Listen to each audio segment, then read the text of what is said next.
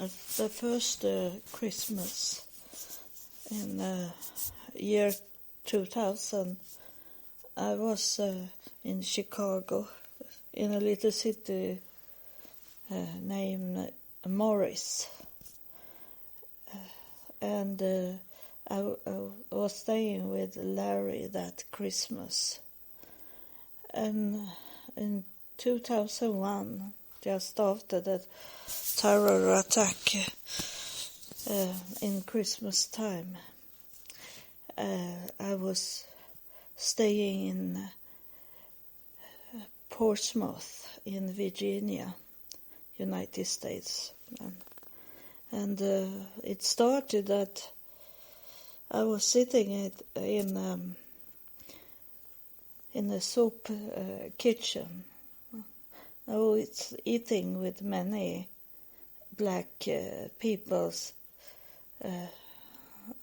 dinner, and I have some friends there of the black people. It was no women because there was not many women there, and they didn't like to be with a white woman anyway, black women. But I was friend with black men, younger of course, but they didn't see me as old. But I was 49 years old, and they maybe were 25. But we were friends, and they were smart men, intelligent people. And when I asked them why they didn't work, and they say honestly that they didn't want to work, so they got money from the government to pretend to be crazy. And of course they have families and friends and everything that I didn't have. So they were okay with their life. But we were sitting and talking, and they didn't trick me at all. They say the truth, but it was hard for me to understand what they were saying because I was not used to be homeless and was not used to listen at black people, because in that time in Sweden we didn't have black people. They come after. When I come back to Sweden, there was some black people have come in that time, but not when I left Sweden. I never saw a black person in Sweden. So it was hard for me to understand the blacks' way to talk and act. And so, but I know today that they told me the truth. I think they understood that I didn't understood at all what was going on. So they was telling me the truth, because they knew that I didn't take any drugs or drinking, or that I was an ordinary person that had no money and not a home. So I sit there and eat, and suddenly there come in 3 men, and they were not homeless. They didn't need food. They only come to my table where I sit with my friends, and they sit down and say to me that they were picking up people that they had heard that they were good people. And the man that was sitting and saying like that, he was a pastor for a church. So I went with them, and they picked up some women, and then they took us to a hotel. So we were 4 women in one hotel room, and those other 3 black women, they didn't stay in the hotel room. They were out and doing drugs and drinking, and they were they had the lights on, and they were screaming and do bad things. And but I was so tired, and I was so happy to could sleep in a normal bed. So I was sleeping anyway, even if they wake me up sometimes with their loudly drinking and drugs things. And then when they have men coming into the room, I went out. I walk away from the hotel and stay away for some hours. And then one day we were staying at the hotel room 3-4 days, and then suddenly the church didn't come and pay for the room. So the owner of the hotel, he said that we have to leave the room, and he locked the door, so we have our belongings in the room, and the girls was angry because they have their drugs in the bags, and they were angry and crying and called the pastor and say, you have to come and pay for the room. So he opened the door so we can go in and take our belongings. And they were screaming outside the hotel. But I was sitting down, and I opened up the Bible and sit and read in the Bible, and they be angry at me and say, how can you be so calm when everything is crazy? They were screaming at me. Like I said, it's God is going to fix it, I say to them. So I am not worried, I say. And I sit there, and then suddenly they come from the church, and they have the money, and they pay for the hotel room so we could go in and take our belongings. And then those girls was angry, so they left, and I was by myself with the church people.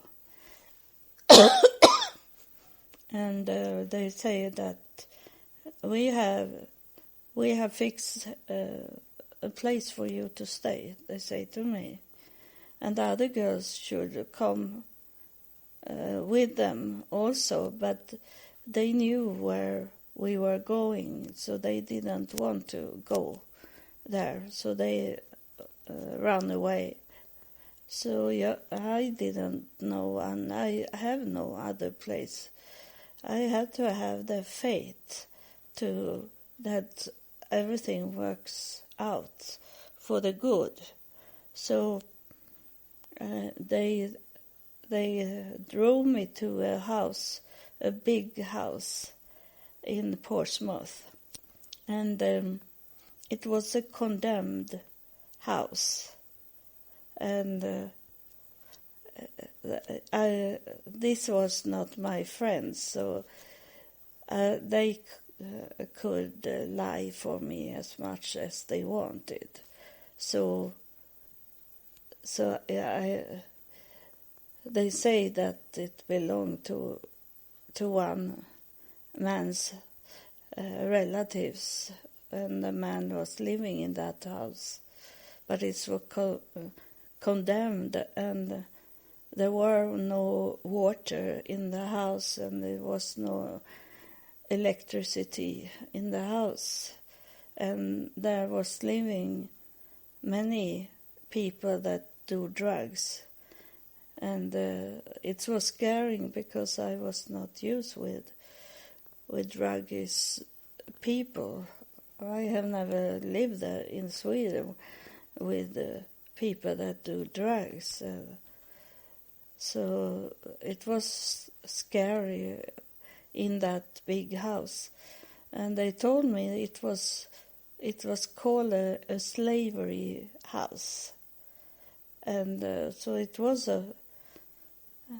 I counted as 8 rooms in that house, and when I got one little room in that house, and I placed the furniture, the furniture there was in the room, I placed them at the door so no one could come into the room. I blocked the door, and it was dangerous because if they do so much drugs in the house, so it could easily get a fire, and then it had been hard for me to come out fast because I have all this heavy furniture in front of the door. But that was for my safety, and it was in December, and one of the men in that church, he became my boyfriend. I never told people that I was married. They never asked either. But I was still married, and I didn't know what to do, and I have to go with the flow and see what's happened. And it have effect. I was already from the beginning. I was born in that way because as a child, my parents always say that I had no will, and my life was like an open book. So I was raised like that already as a child, so that make me flexible for everything. And so this man, I think he saved my life in that way, that I was laying in the bed and it was snow outside. It came snowing in Virginia in December, and it was very cold, and there was no heat in the house, and as it was no heat in the house, it was very cold in the walls. It was wet in the walls because it never dry out of any heat. So I have never frozen so much as I did in that room. But as I had a boyfriend, he was a deacon in that church, and he come and had sex with me, and that was a way for me to survive, because it became warm in the bed when he was laying in the bed with me. and so then it didn't go so cold. But when I lay by myself in the bed, I thought I should freeze to death. It was so cold, and I was scared, and I didn't know what will happen to me, and also that it was Christmas time, and I had nothing, and the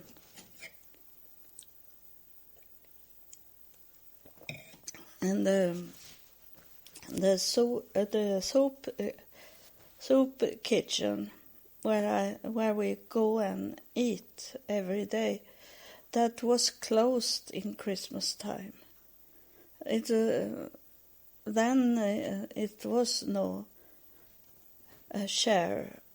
It was no charity in Christmas.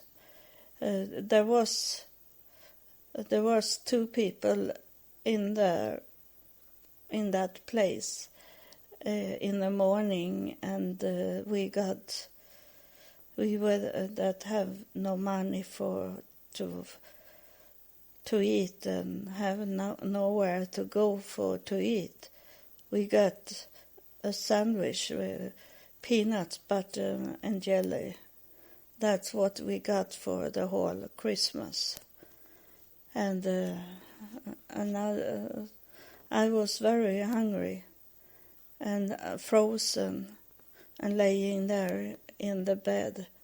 And my boyfriend, he was away because he had his mother just close to where I was. So he was at home and eat dinners.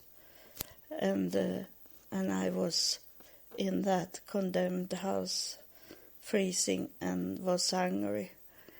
And but he come back, and he come to the house and say that there is a woman that she have make Christmas dinner, and she have heard me talking about you and heard of people that I was a white woman that was in the condemned house that have no food to eat. And she called for me, and so I went to her home. And she was sitting in a wheelchair, and she told me to have, and I got a box to take food in, and to go and grab me food as much as I could take in the box, because she had a big family and that she make food for.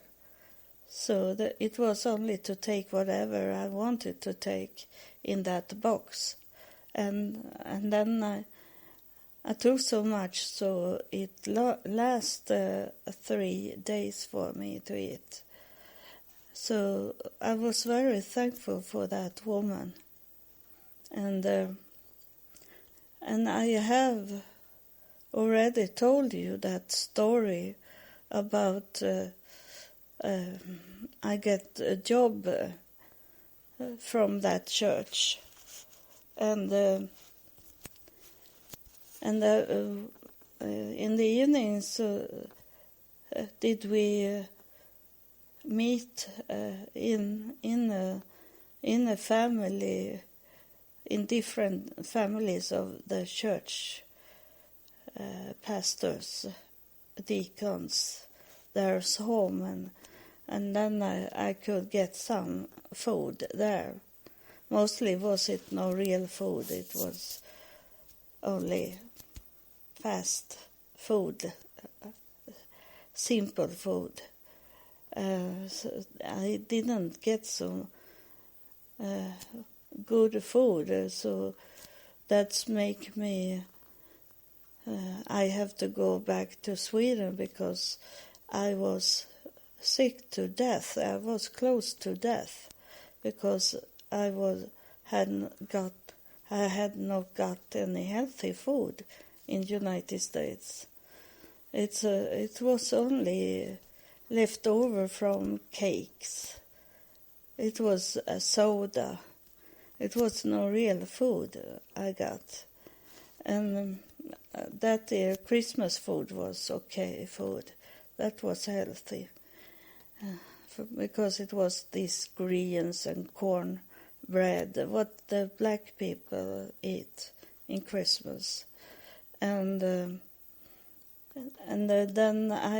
the church gave me a job then in Lily Vernon in Virginia Beach, and the church was driving us to our job. But then I didn't know, but I know it now. I know it what happened, because when we started to earn money from that job, the meaning was that we should work for the church and give them our money to the church. And I found out later on, when the church didn't exist anymore, that those money was going to drugs. The pastor, he was a drug dealer, and he was on drugs the whole time, and all the pastors, deacons, everyone, apostles, and the women also was on drugs. And the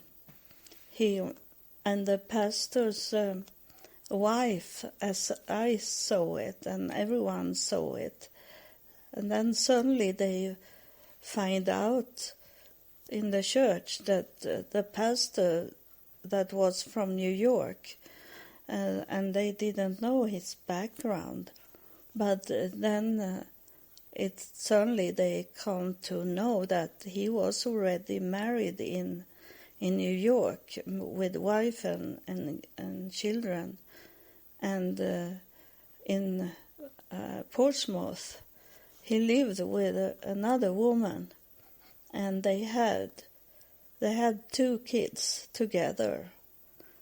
So that was not the real pastor. And they told me later on that he was driving around and pick up those black people that was standing in the corner, and he told them that I am going to open a church, and I see that you are going to be one of my church leaders. And he picked up those people that's standing in the corner selling drugs and took them to be deacons, apostles, gave them titles. They have no background that's in the church, working in the church. It was people standing in the corner. And but I didn't know that. And they were rent places, different places where they could get a cheap place to have church. And they tried to pick up people to the church to feel it. And they didn't had any people that was playing music. And one day when he asked one day in the service if someone could play any instrument for the music, and no one could play, and I couldn't. I didn't raise my hand because I could play, but not so good. And then we put after the service we put in the instruments in the car, and there was only the pastor and I was in that location, a room, and it was still a piano or a synthesizer was standing there, and I was playing on that instrument and play a psalm on it. And the pastor turned around and said to me, surprised, he said, "You say that you couldn't play, and you're playing." But I was not. I was in some way I was in a spirit mood. So God gave me the gift of could play this synthesizer. I have done that at the farm.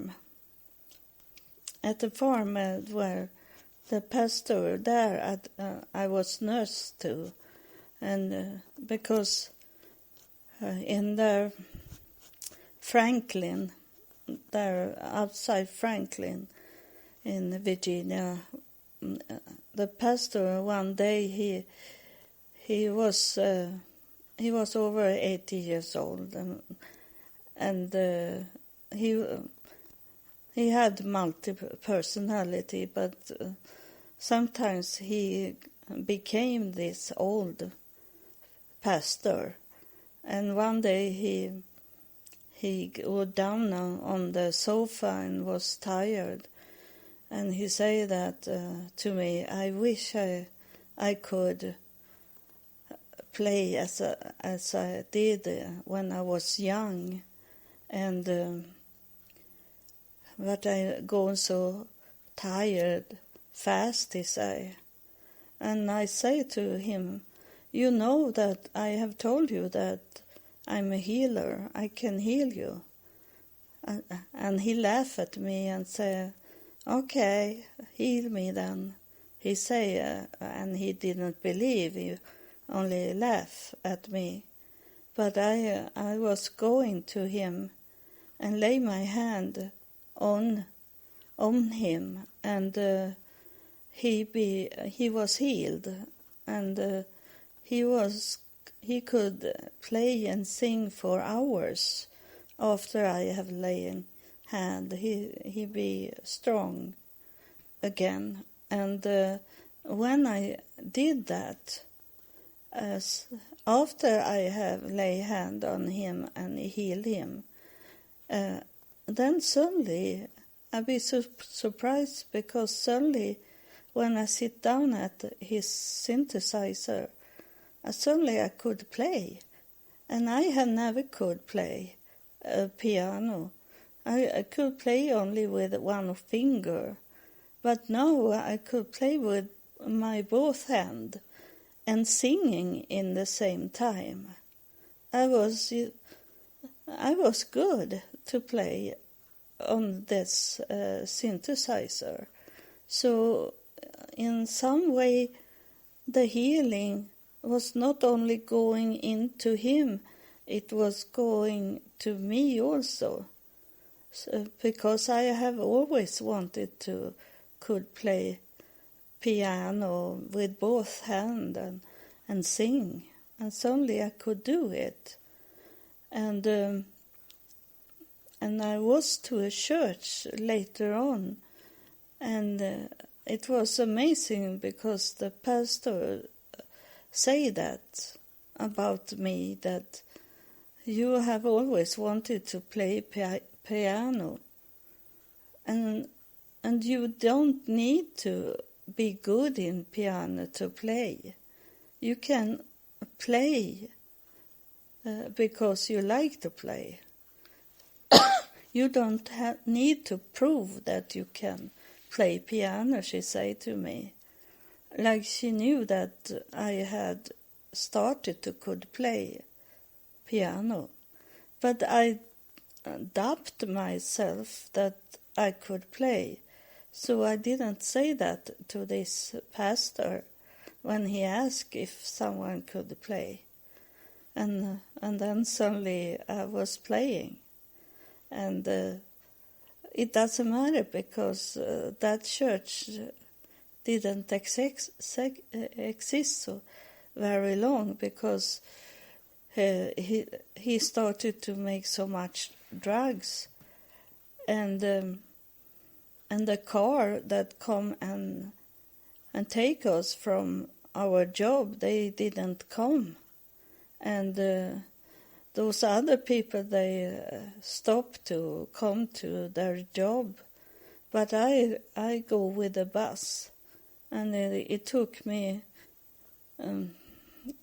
about 2 hours to go home every morning from the job, and I have been working the whole night and then sit on the bus, so it was hard to remember to go off the bus to change bus. I have to change the bus 3 times in the morning when I was so very tired, and it was like going home and sleep a little, then go back to job. It was very hard time, but I did it anyway to be free from being homeless. And but I was staying in a condemned house, and I couldn't do it. So I was walking around to find a new place for me, and so I one day my boyfriend, the deacon, he said that he had a house for us, and it was not a real house. It was a small storehouse with much cockroach, much insects running on the floor. And when I was to the job, when I was working, he didn't work. No one of these men in the church was working.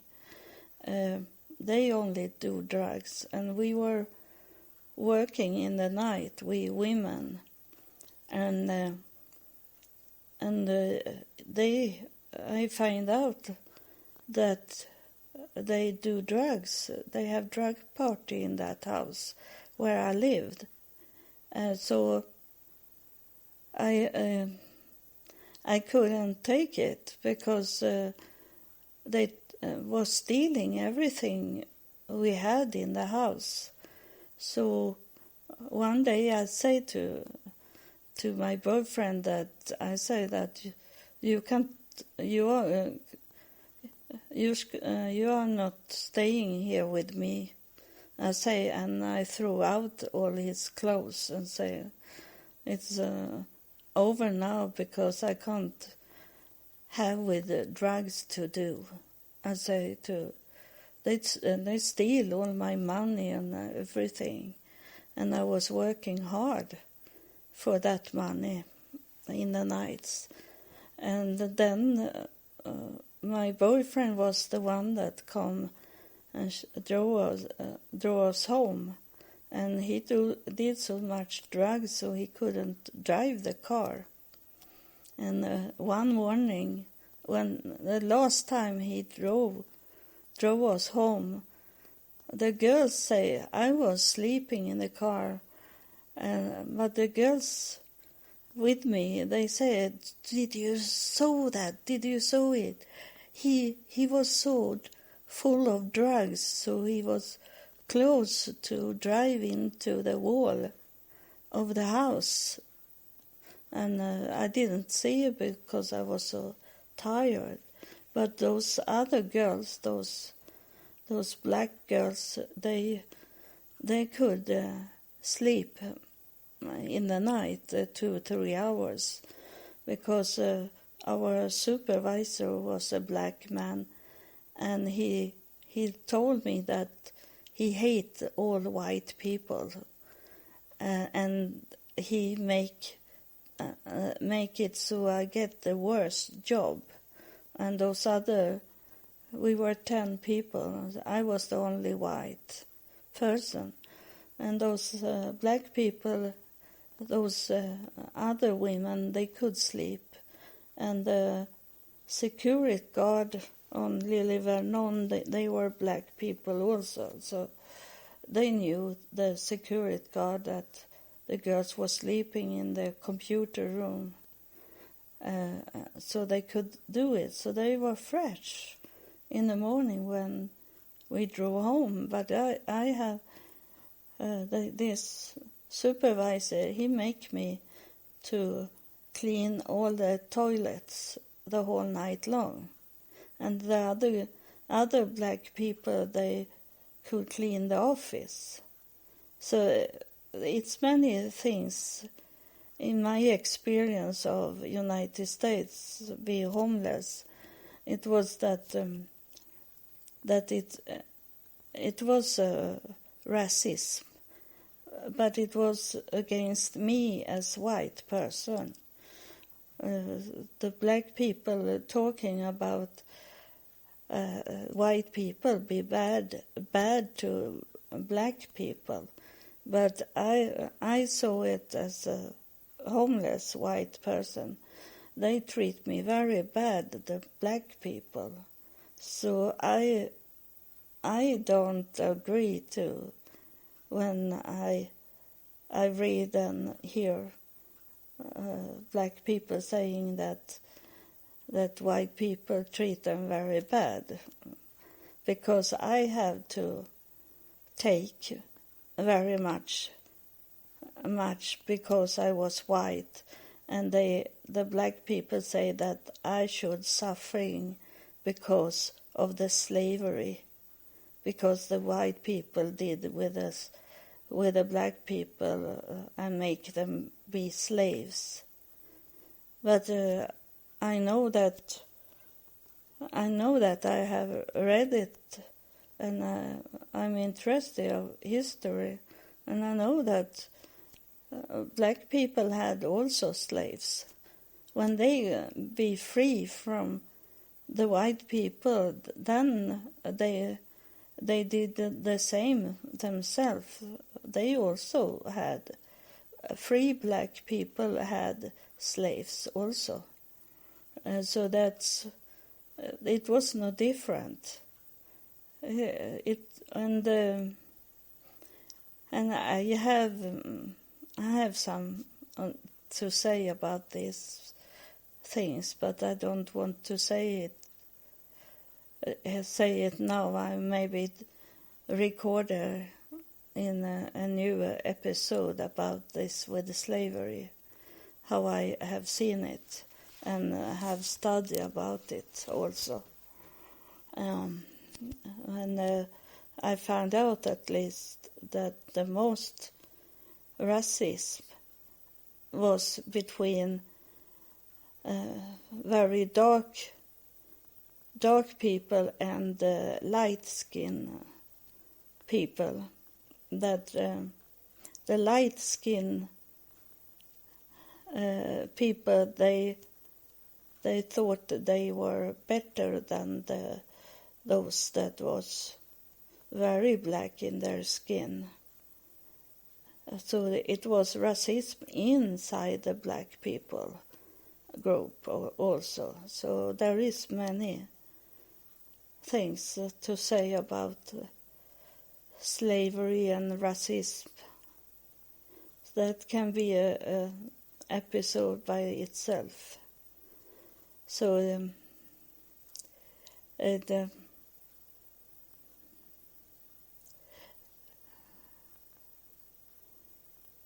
now I have triggered someone coming in here.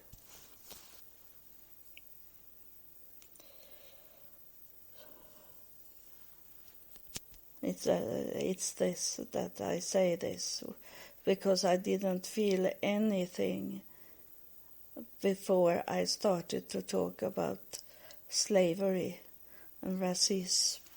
It's a black person coming here.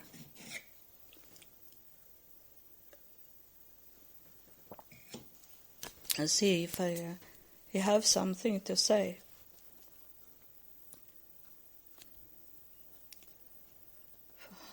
He really look like he's from Africa.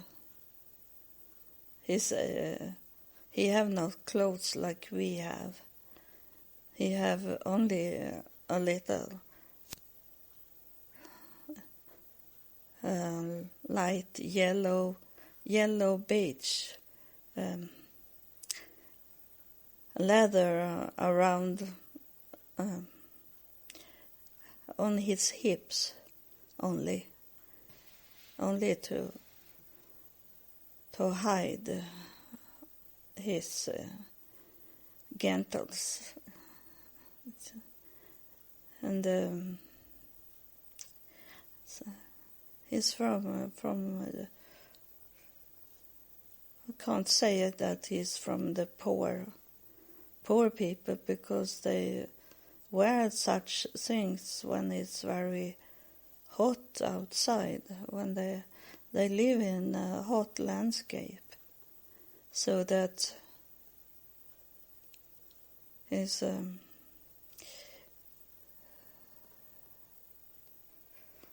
so he said, started with you.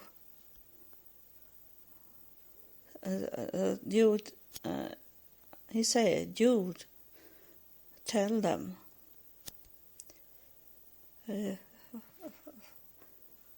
You tell them. We were hunters.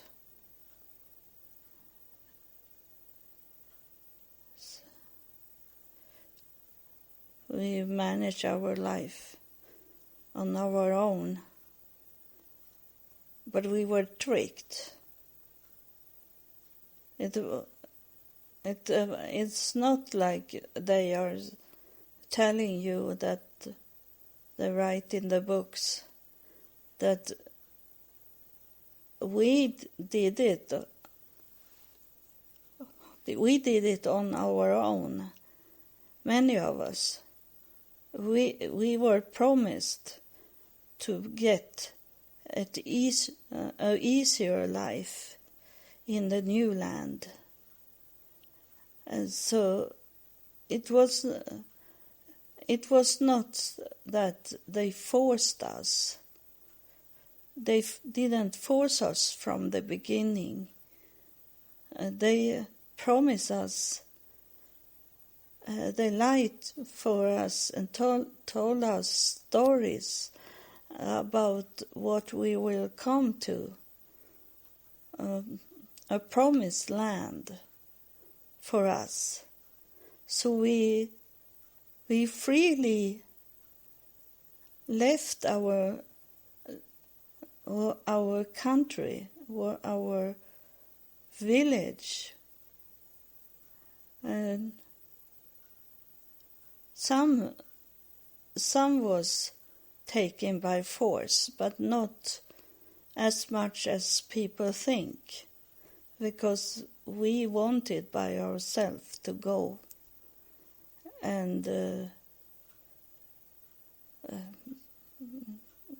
because we believe in that the new land should be milk and honey. And that's bad. I'm coming here because it's bad that they say this about white people, that like they force and raped our women and raped us, and it was not like that, because many went with the ship freely. So that's our own to blame, that it happened.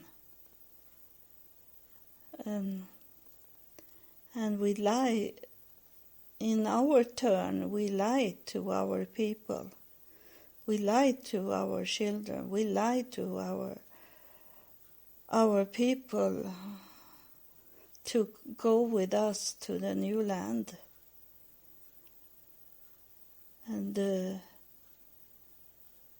we were tricked of ourselves. We fool ourselves. We wanted to get all these things they promise us, but we should have been wiser and not go so freely with them. So I want to come through and say these things, because it's not fair to blame all the white people for our dumb way to do it. We didn't know it. We didn't know anything. So it was easy to tell us that the new land should get us to not do anything. We should get milk and honey without doing anything. So we freely was happy to go with the ship, many of us. So then he pushed his stick, he had a stick in his hand, and he pushed it down in the ground to tell that it was, what he say is serious, that this is what's going on. And they're telling this to do conflict between white and black people. They write their books about what's going on to make a conflict between white and black people. That's have going on the whole time, this conflict between black and white people. And we want to have peace between you. There must be peace on earth. And coming through to create peace is going to shake hand between white and black people, because we see it from heaven that is so much conflict, and we want to have the peace. We want to look at peace, he's saying.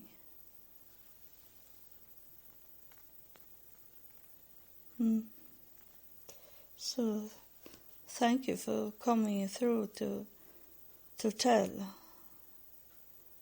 this. It's sad. Many that have been killed, both black and white people, because of this conflict that's going on in hundreds of years and going on still today, when we need to focus on God and not to kill. God hates killing. God hates murderer. So why do people this? We are the same people.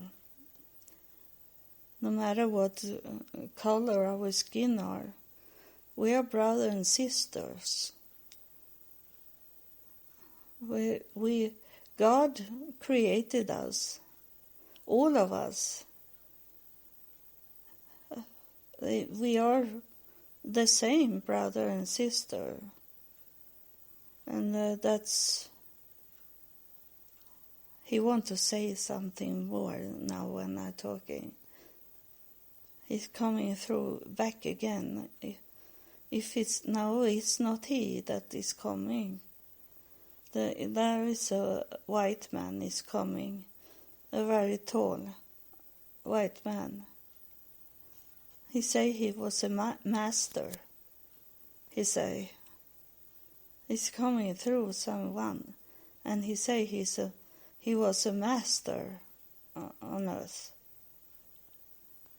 I don't know anything about this. I'm a Swedish person, so what I hear is not from me.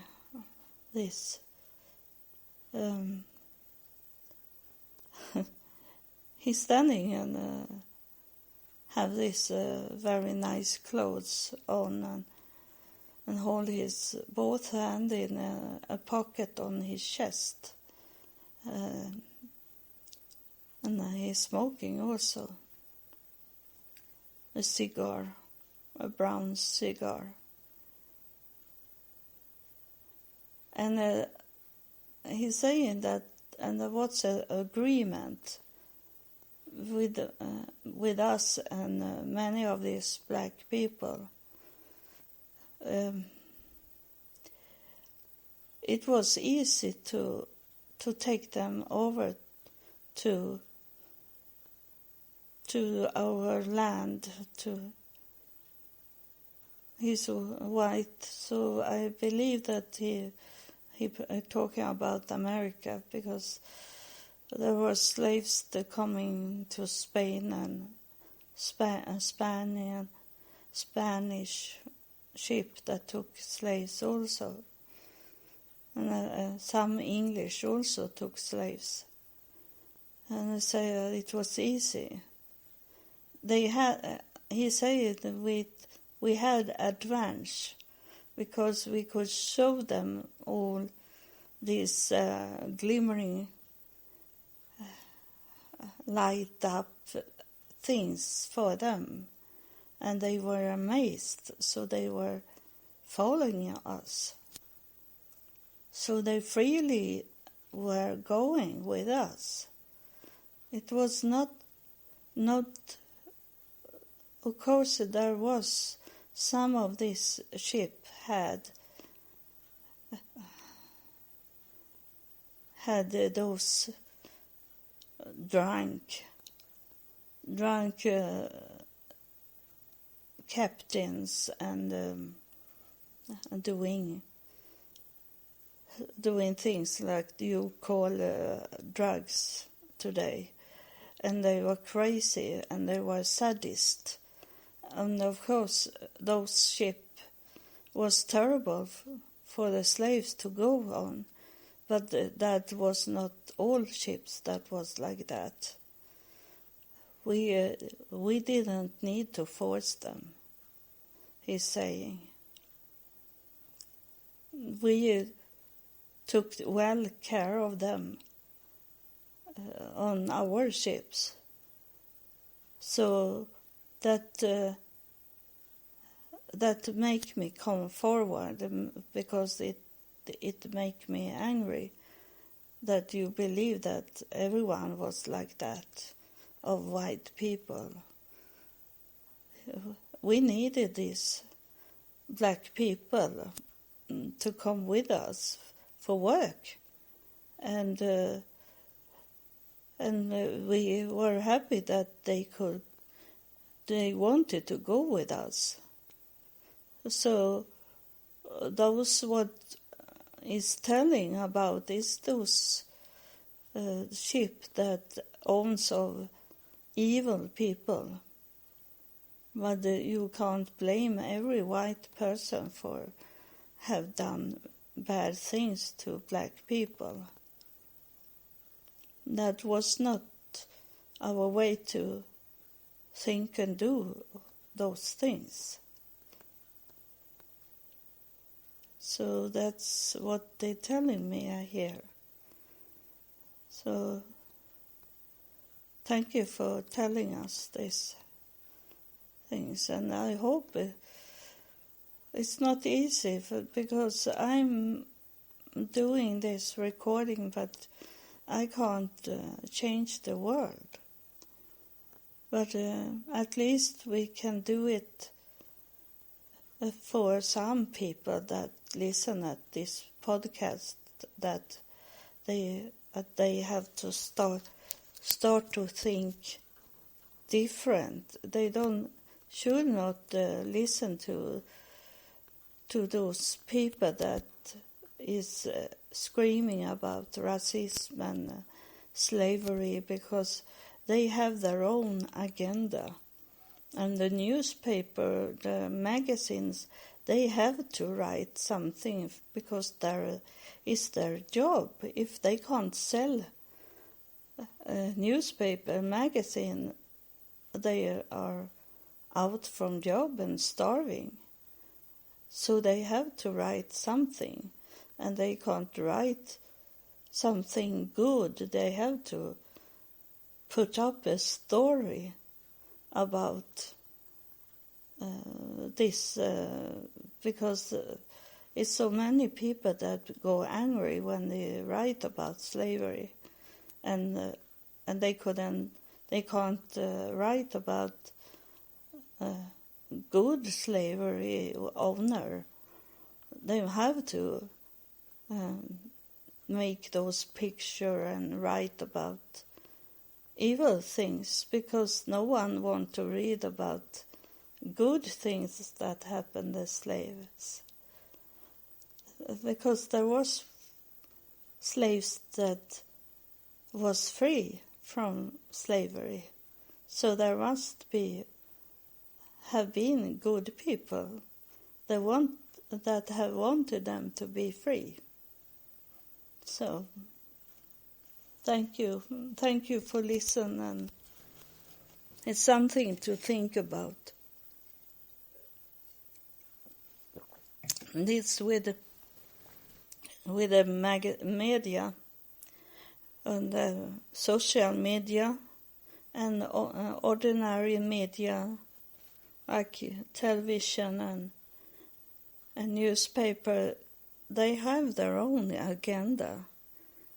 There is either it political people that write in the newspaper and do the television, or else is it behind it businessmen. It's not. It's very few. I don't say that it's all of them, but there is only a few that is neutral, that doesn't have any agenda. There is always an agenda behind everything. And about this with slavery, mostly is those that earn money for organization for black people's right, that earn money to make black people go angry. They make the money. So it's about that. You have to look at the source. Where does this talking coming from that you hear? And don't believe everything you read and hear. Not even mine, because I can have wrong in some that I'm saying. I don't say that I have total right. That can be some error here. So the Bible say that we should stay awake, and that means that we have to know where things coming from when we hear it and see it and see the action of things. Where does it come from? Thank you for listening, and I hope you learn something from this. That's the meaning of my podcast. Not only that you should sit and listen only to my life. it's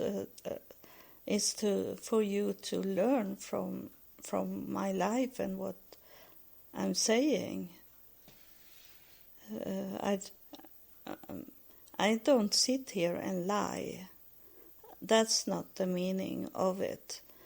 But it can be error, can there be, that I am not thinking about, that I say something in error. So you always have to stay awake and knowing that the total truth, I don't have that. But I have much truth. So thank you for listening. God loves you and God bless you.